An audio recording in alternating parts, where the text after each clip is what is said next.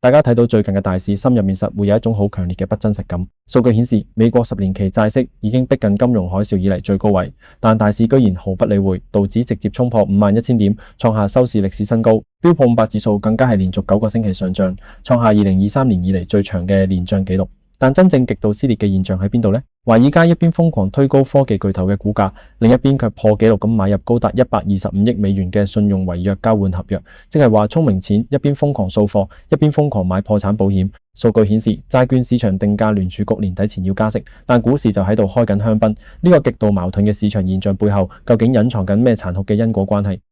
好，喺我哋正式開始之前，照舊要提一提大家，本節目所有內容都係我個人嘅分析同觀察，只作資訊交流用途，並唔構成任何投資建議。投資涉及風險，大家做任何決定之前，記得要做足自己嘅功課，衡量翻自己嘅風險承受能力。當然，最重要嘅係，如果你覺得我嘅分析對你有幫助，就記得 comment、like 同 share， 再訂閱我哋嘅頻道，咁就唔會錯過我哋每個禮拜嘅深度市場分析啦。點解個市會升得咁癲？好多人覺得係非理性繁榮。但如果你退後一步，從人類演化心理學嘅角度去睇，當群體面對資產購買力急速貶值嘅威脅時，大腦嘅生存本能就會驅使資金瘋狂湧入看似最堅固嘅避風港。最近外媒爆出美伊達成60日停火諒解備忘錄，呢個消息瞬間抽乾咗油價嘅風險溢價，紐約期油即刻跌到87.36美元，原油呢個通脹最大嘅引爆器一熄火，市場原本對滯脹嘅恐懼就被暫時麻痹，資金嗅到流動性寬鬆嘅血腥味，立刻發動無差別嘅估值擴張。睇深一層美國經濟分析局嘅最新數據，第一季 GDP 下收到 1.6%， 核心個人消費開支平減指數 PCE 月增只有 0.2%， 消費端降溫加上首次申領失業金人數微升到21.5萬，直接解除咗聯儲局短期內被逼加息嘅警報。但係 GDP 雖然得 1.6%， 入邊嘅引擎其實已經靜悄悄咁換咗，企業固定投資對 GDP 嘅貢獻達到 1.4%， 歷史性咁超越咗民間消費嘅 1.1%。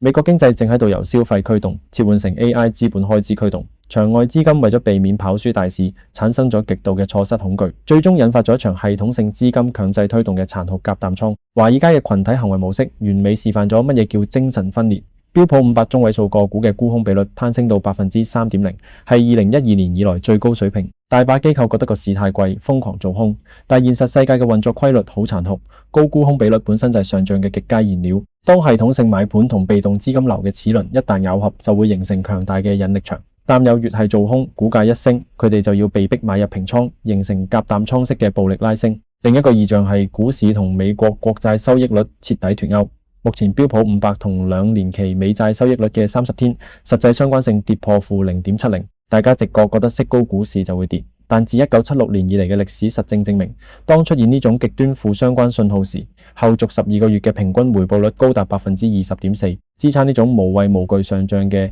係實打實嘅盈利爆發。第一季美國科技板塊盈利增長逼近 50%， 華爾街買入巨頭嘅違約保險，唔代表佢哋覺得 AI 係假嘅，而係因為 AI 基礎設施係一場燒錢嘅軍備競賽，佢哋用 CDS 嚟對沖過度投資可能引發嘅債務壓力，同時用正股去對賭 AI 嘅未來。面對呢種睇落癲狂，實質充滿物理因果嘅市場，我個人嘅做法極度簡單。2020年代美國 CPI 均值高達 4.0%， 我哋必須拋棄對絕對安全嘅幼稚幻想。人類應對通脹嘅本能係買黃金，但半世紀嘅歷史話我哋知，黃金年化回報只有 6.4%。真正具備定價權，能夠將通脹成本轉嫁俾底層消費者嘅美國股票，創造咗 12.5% 嘅年化回報。我個人嘅觀察係，任何試圖躲避短期回調嘅擇時操作，最終都會令你錯失主升段。投資好似煮飯咁，火候未到就頻繁揭開個蓋，最後只會搞到一鑊粥。喺結構性通脹年代，持有優質企業股票係唯一確保階級唔被碾壓嘅生存法則。我會鎖定核心資產，淘汰被邊緣化嘅標的，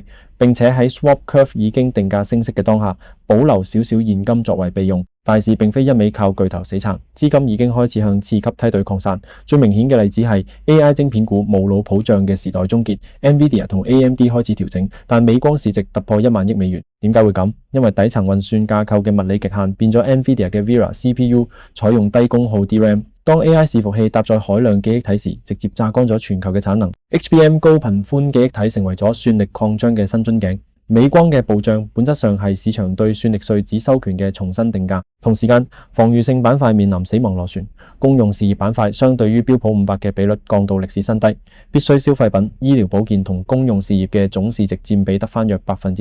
剔除科技股之後，大盤剩餘企業嘅淨利率暴跌到8%，呢個就係殘酷嘅叢林法則。AI 正在吸乾實體經濟嘅利潤，交唔出爆發性增長嘅企業就會被資本無情拋棄。講到重大主題，不得不提戴爾嘅1000億狂飆。戴爾交出咗一份粉碎所有淡友嘅業績，即後股價暴漲超過30%，第一季營收達到438.4億美元。AI 優化伺服器營收暴增757%，去到161億美元。最恐怖嘅係積壓訂單高達513億美元。喺實際工作環境入面，戴爾可以做到交貨後6小時內令 AI 工作負載正式上線。呢種極速部署能力，加上啱啱拿下五角大廈97億美元嘅企業軟體協議，確立咗佢作為主權級 AI 基礎設施收費站嘅地位。戴爾已經完成咗從傳統硬件商到算力特許經營者嘅估值重塑。另外一個超級焦點係 SpaceX 即將喺6月12號掛牌上市，估值高達1.75萬億美元。如果成真，將會係人類史上最大嘅 IPO。SpaceX 旗下嘅 xAI 仲同 Anthropic 簽咗每月12.5億美元嘅算力合約，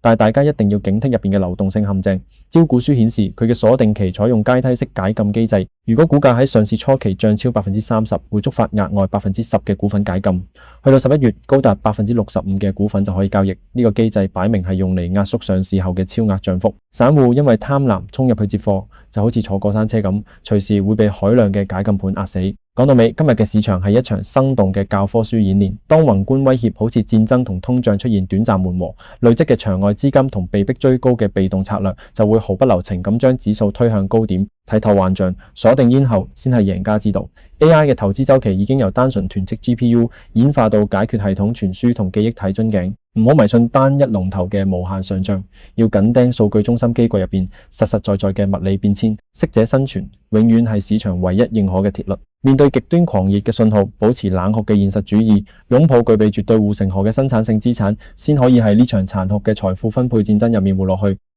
好，今集嘅內容就差唔多到呢度。如果你想知我更多對於宏觀以及個別公司嘅詳細基本面分析，歡迎你加入我哋嘅會員專屬內容。我哋會喺會員區提供更深入、更具體嘅分析，連結就喺下邊嘅資訊欄。今集嘅跨市博弈就到呢度，我係徐立賢，我哋下一集再見。